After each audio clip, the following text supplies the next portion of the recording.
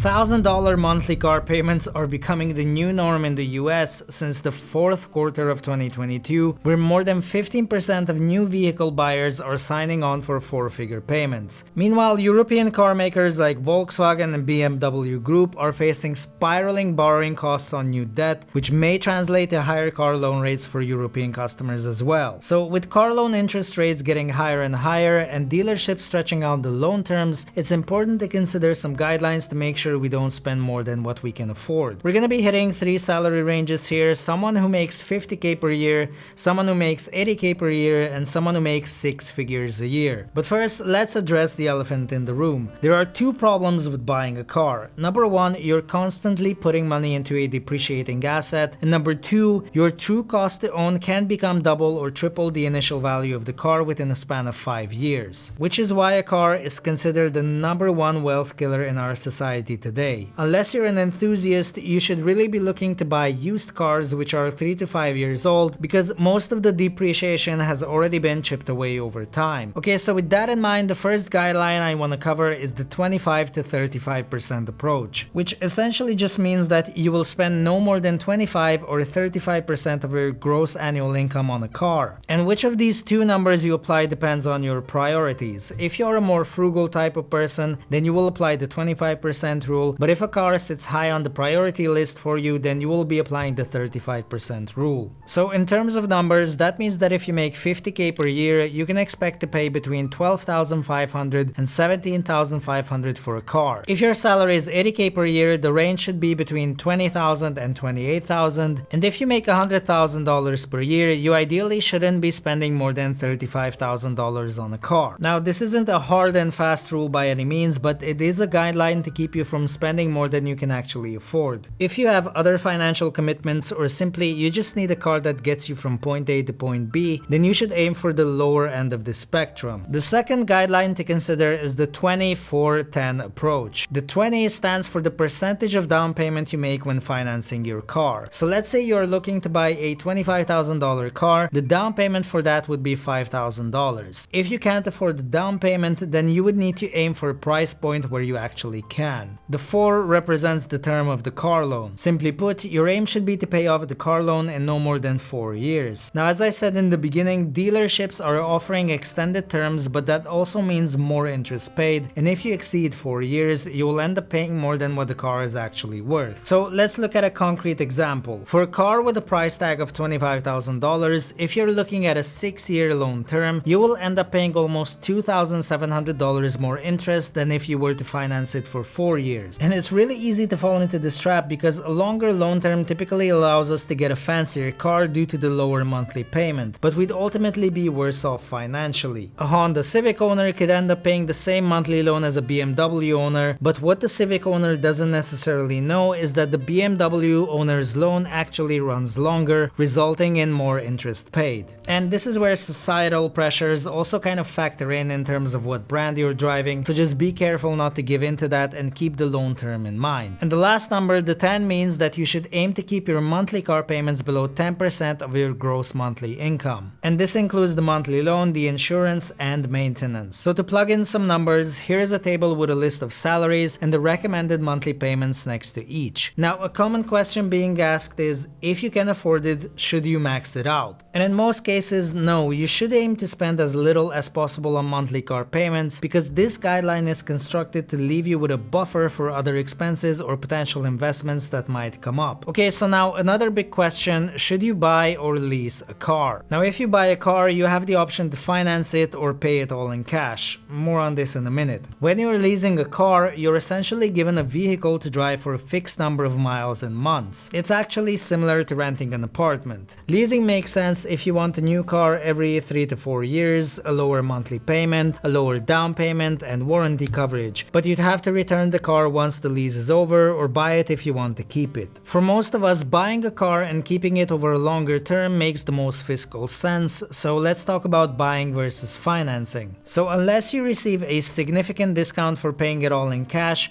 from a pure liquidity standpoint, it makes more sense to finance a car rather than pay it all in one go. If you pay for a $25,000 car all in one go, that's $25K you no longer have in hand today. That's $25K you could have invested into an asset, into the stock market into an appreciating asset rather than something that loses value year on year. If you finance a $25,000 car, you just have to pay the $5,000 deposit up front, leaving you with more liquid cash in hand. Now, of course, if you don't want to deal with the stress of monthly payments or you don't invest and just have the cash in hand, then you could absolutely buy the car all in one go. So finally, I'm gonna give you a couple of tips on how you can save when buying a car. So tip number 1 is buying low maintenance cars. Now, instead of telling you, I'm just gonna show you how much you can potentially save if you buy a used car by using data from True Cost to Own on Edmunds.com. So these two cars are the same age, different manufacturers, and the Volkswagen is actually the cheaper car. However, the cost to own a Mazda for 5 years, for example, is $7,000 cheaper than the cost to own a Volkswagen. And that's mostly down to cheaper maintenance and repair costs. And this is generally applicable to Japanese manufacturers, especially when you compare them to European or American car brands. And that also brings us to tip number 2, which is buying used cars. Usually the steepest decline in the new car's value happens right away. Some models can lose 40% or more of their value in the first year.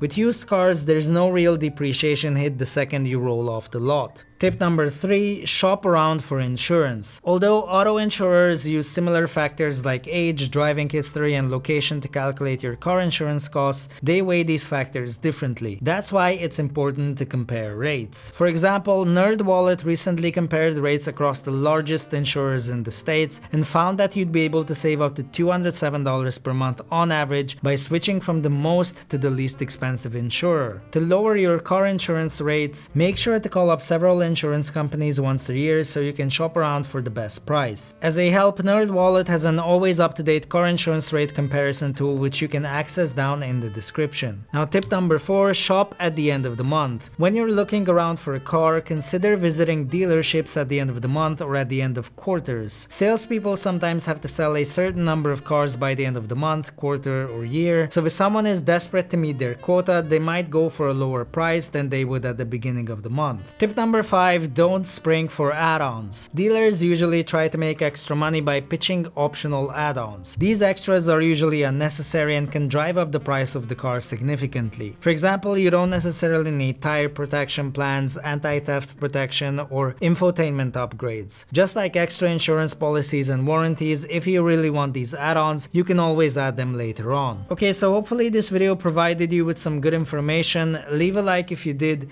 sub if you haven't already. Thanks so much for watching, and as always, I'll see you guys very soon.